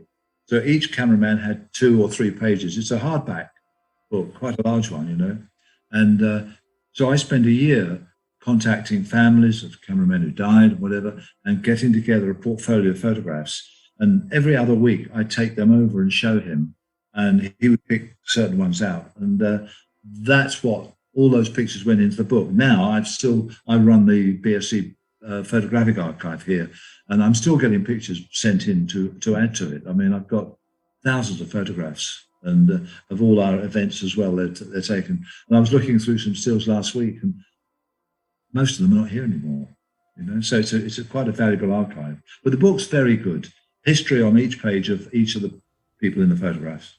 Now, with he wrote all the words. He wrote all the words. How long did you work on it together? A year. A year. Now, with the archive ongoing now, what do you think? Do you have any personal plans or expectations for what might happen with the rest of it going forward, like everything else that you're continuously collecting, or is it just kind of? You mean when I'm not here anymore? You don't have to be ominous. You know, I mean, look, I watched an interview with Peter Jennings and Charlton Heston one time, and Charlton Heston was sick at that point. And Peter Jennings, they was talking like Heston was going out, right? And Peter Jennings died before Heston, so I never get cocky. You know, I talked to my dog's 14, and she might have on paper like 5 years, but I don't get cocky with her either. You know, I'm like, I don't, you know, I'm not that bright. I might get hit by a box, walking. I mean, I'm a cartoon character when it's anvils out of the sky sort of thing. Got to be careful. But anyway, if you want to put it that way, we can, but go ahead. Yeah. Well, two of us have got copies of this archive on our big hard drive. Frances Russell, who used to run the BSC, but she's retired now, but she still does the financial side of it. And so there are two copies of it. When I disappear, it'll go back to, she'll have both of them. All right. Well, I guess that answers it. Record. It's a good record to have, And most of those people from the 50s to now, which is 50, 60, 70 years. Yeah. Of DOPs. I'm not falling for any more time lapse jokes here. You're not getting me this time, all right? But it is. It's incredible. That's what I mean. And like there's so much. Especially, I feel like as time goes, the uniqueness of cinema.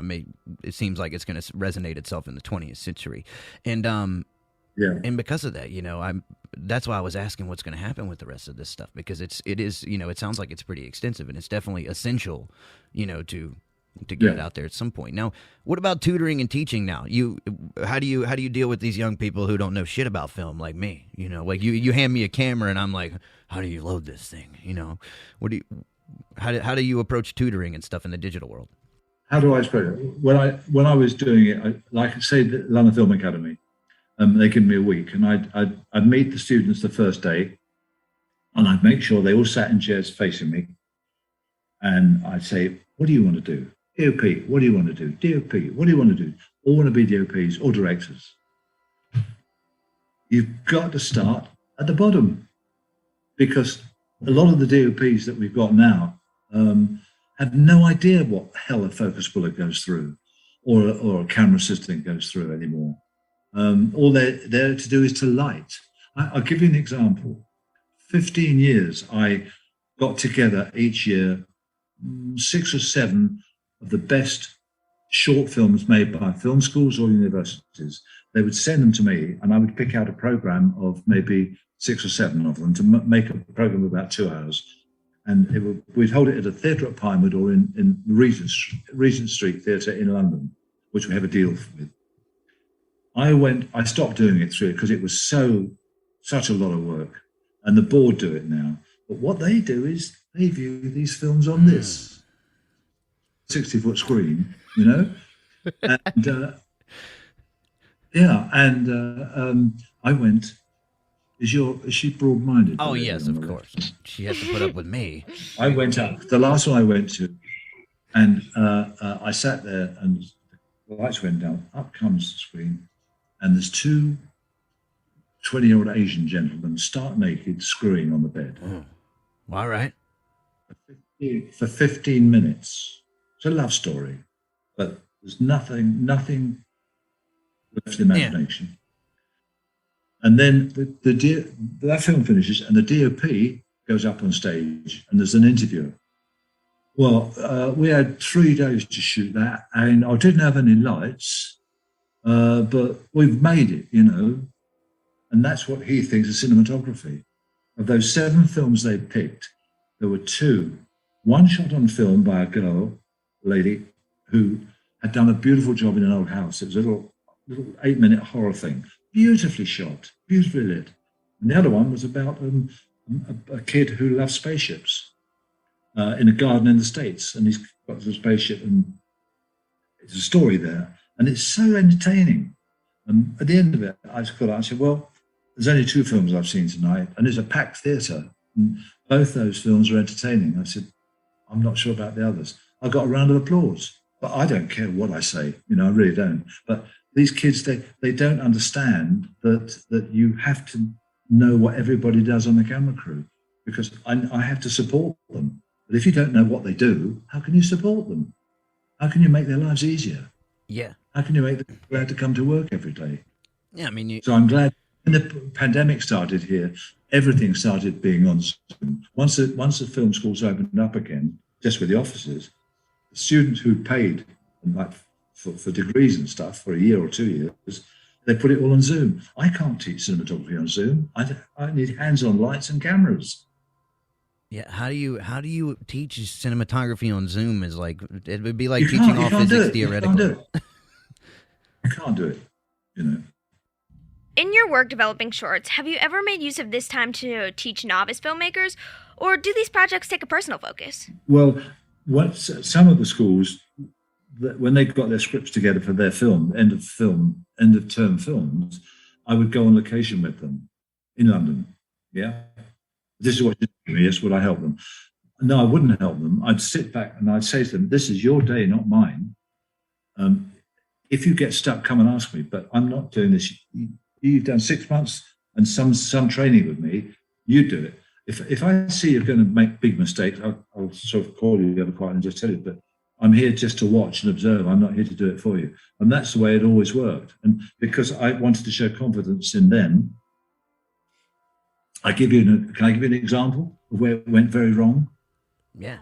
At all the film schools, I say to them, when we go on the shoots, I don't want to have a director there because I teach cinematography. You're not going to tell them how to direct it, and I'm not telling them how to photograph it. And then one shoot, I turned up in a village hall, and there was a billiard table, and the girl was playing snooker by herself. And a guy comes in and walks up to her, and she gives him the drugs, and he pays her. And they have a little chat, and he goes away again, and she goes on playing snooker. That's all it was, right? This young director was there, and I sat at the back and watched. And he could not work out with the crew how to shoot that little scene. And it was so simple. In the end, I said, can I say something? Oh, yeah, what? I said, well, can I suggest something? I said, if you start behind the girl playing snooker wide, the guy comes through the door in the back of the hall, and as he walks towards us, we had a dolly and a professional grip with us, because they're not allowed to use dollies without safety, right? I said, come together, come around there, and then she'll go around the medium halfway. You hear the dialogue in the medium shot, and then you cover 2 close-ups, and you come back here as he leaves, and she comes back, he goes out the door, and you play the snooker. 1, 2, 3, 4 shots. Yeah. And there were 2 girls there who were student cinematographers, and one tried to speak, and this is directing. She would have told her to shut up. And at lunchtime, they came to me and said, "If he's here this afternoon, we're not working. We're going back to school." So there's a cog that doesn't work and upset students. And that if that happens on a film set, like with that AD I told you about, the film suffers. You know, it's a film. It's like anywhere you work, like where you're sitting now, you should be happy to go there. You should look forward to work every day. And if you don't, you're in the wrong job. With like it's because the way of like talking about the sequences of shooting, I'm curious. I know we're getting towards the end of the interview, so this chronologically may not fit. But I'm curious to know now with working with different directors. Now, if they take an approach to storyboarding or shot sequences, how do you deal with that with them? Steven Spielberg, on the first day of a shoot or the week before, each department would be given a storyboard, but a telephone directory. Every scene was storyboarded. Okay, so everyone had an idea with the script and the story how he's going to shoot it. But because it's him, you come on set and you'd rehearse the scene, which is like the storyboard. But if Harrison came up with a better idea or suggestion, he would accept that, and quickly they would just change it very slightly. So it was a collaborative effort, right? How did they communicate that to like you and Dougie though? They just you'd be listening. Oh, all right. You go with it. You know, that's a good idea. It's fine. But Stephen's in charge. You know, but several people, not outside the main actors, but he would take an idea from me or Dougie, or not from me, but from Dougie or Chick. There was one time on Temple of Doom, we went to Sri Lanka, and the day before we went, Colin Manning, the grip, who's not here anymore, he said, "I've got this lovely tool for Steve." And I said, "What's that?" He said, "It's a remote crane arm." He said, "You put a camera on it, and there's a little video camera. So the operator can sit at a desk and look at this little black and white screen, and he can operate a camera. I said, well, that's good, Colin, but how can I pull focus? Back from Sri Lanka, set the first day, they show him this thing. And I said, well, it's clever, but you can only use wide lenses on it. And as a focus puller, I tell him that. And we had a shot on that, going through all these Egyptian polystyrene statues at the studio. Yeah. Remember? Pushing No, through. I know where you're at. And the first shot was on a 35mm wide lens. So I left it at 6 feet, fine. Then from the corner of the stage, I heard Stephen say, right, put a 75 on. And I said, well, what are you going to do with that? He said, well, we'll get Chick to pan from one face to another. And Colin's in front of me, guiding the arm. And I can't see where the lens is. I can't see it. I've got no remote focus. And at the end of the shot, I went to the Chick and to Stephen on the side. I said, you haven't got this shot. You haven't got it. And I said, I've told you that. I couldn't see the lens. Most of it's going to be soft, although I can't see that myself. And she said, well, it looks sharp on this little black and white screen. It wasn't high def screen either. It's black and white. Yeah. Next morning, I always got Dougie's lab reports at 7 o'clock or 7:30 and went and told him everything was fine. And they said, well, this slate number 75, it's not sharp. None of it. So I went and told them. And every day, first and second unit would go to the theatre and watch rushes at lunchtime. And when this shot came up, a voice from the theatre said, Robin, that's the worst day's focus pulling I've ever seen. I tell you what, then I was being offered jobs to light. If I had got out, I was in the middle of a row. If I could have got out, I'd have gone to my car and gone home. You know, because I told them the day before they hadn't got it. Who the hell said it? You don't know who said it to this day? Stephen. Oh, Stephen's the one that said it. Oh, well, man, he should have. Oh. Exactly. But we're still good friends. Well, that's good. I'm glad. That's crazy though. Yeah. Well, you know, you try to tell him. What do you do? Now, how does things? You know, when you first got into this, you know, we've talked about a lot of the technological changes in later game with you. Now, what about when you were first coming up? What were like, you know, the people that were in the industry at the time? What were a lot of the changes they were like? I don't know, or you know, what were the similarities and transitions of technology and style? You know, I mean, you're coming in like right after the studio system basically falls apart in a sense. I'm not quite sure how to answer that. I think the people of older ages adapted to the changes. Like particularly, well, sound became digital before camera did. They adapted to all that. But for me, and I don't know if you're the same in the States, there's a lot of criticism going on here about how bad sound is because you have so many cameras on it now, like 5, 6 cameras, you can't get a microphone over the top of the head, you know? Where you used to put it, it's all radio mics. And when the radio mics are on, yeah, they sound like exactly. really compressed. Exactly. Yeah. And that's criticism every day in the papers and the TV program, magazines. You see people saying we can't hear what they're saying, and that's down to the director. So, from that point of view, new technology has helped a lot. Digital sound, I think, is amazing. And some of the digital pictures I'm looking at are amazing too. But as I said to you a long time ago, for me, with the new people coming in the camera department, they will never, ever know the discipline of using a film camera on a set for a day. It'd be a completely strange world to them, watching a blocking of a scene, and then the lighting of the scene, and then the rehearsing of it and shooting. So everyone knows what's happening. I have reports every week from people saying, we don't know what's going on. Just shoot it, pick the bits.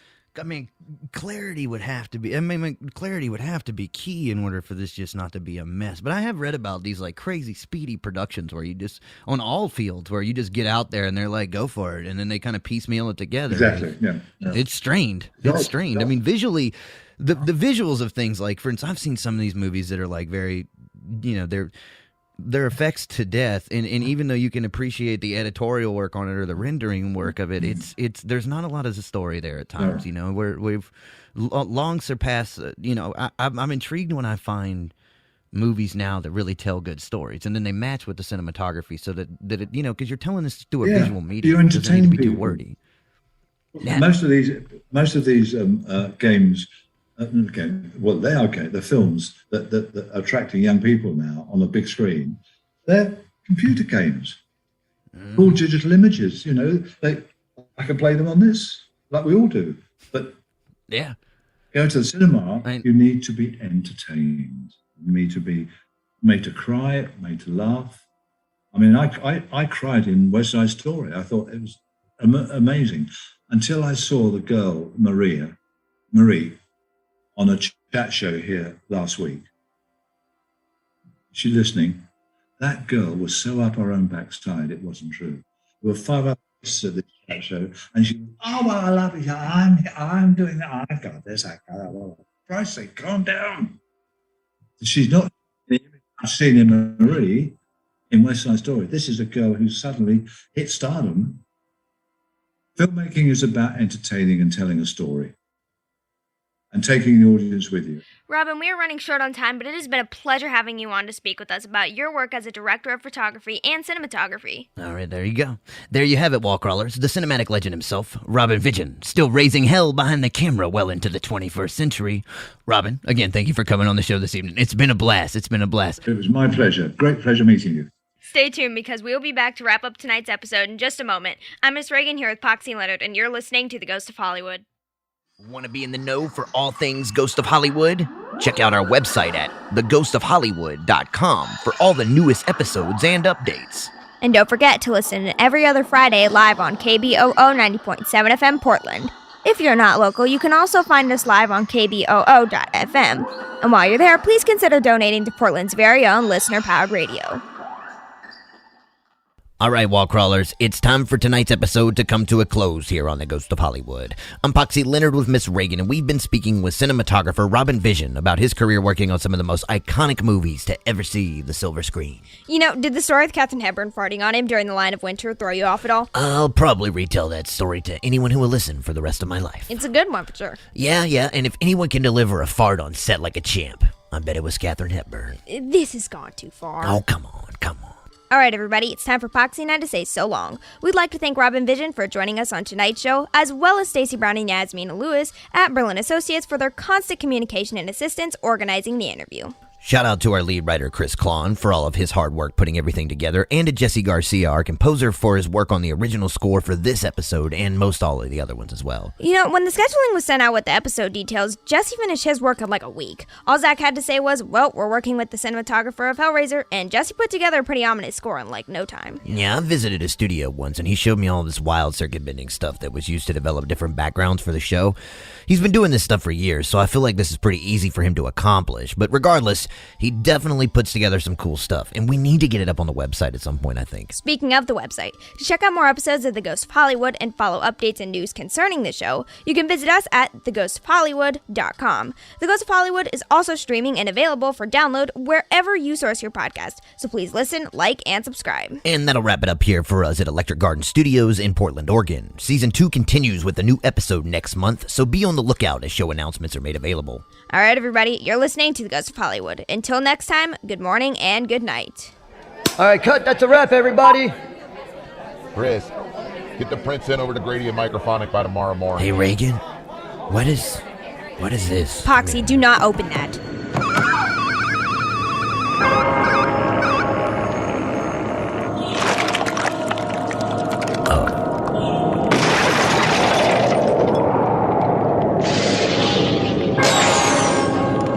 Did it this time, Poxy.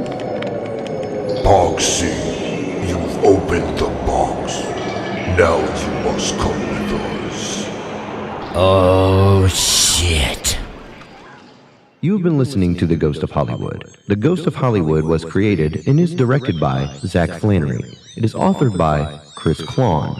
Background music composition by Jesse Garcia in Pineapple Nightmare. Mixing and mastering in final production by Zach Flannery and Grady Sizemore at Microphonic Meltdown. Performances by Reagan Flannery and Zach Flannery. Production management by Beth Flannery. For more information, contact or to listen to The Ghost of Hollywood, please visit theghostofhollywood.com. The Ghost of Hollywood was produced by the Electric Garden Company in Portland, Oregon. For more information on the Electric Garden Company, please visit electricgardencompany.com.